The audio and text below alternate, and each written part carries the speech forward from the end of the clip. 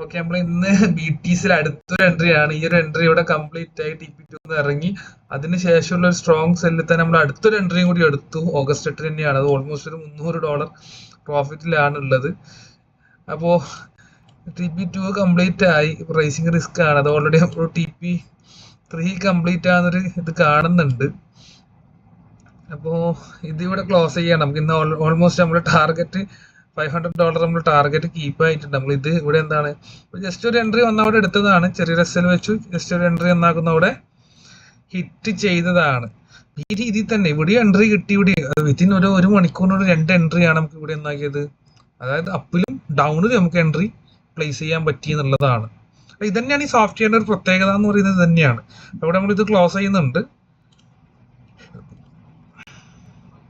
ഇതൊക്കെ തന്നെയാണ് ഇതിന്റെ മാത്രമായിട്ടുള്ള പ്രത്യേകതകൾ വരുന്നത്. ഓക്കെ.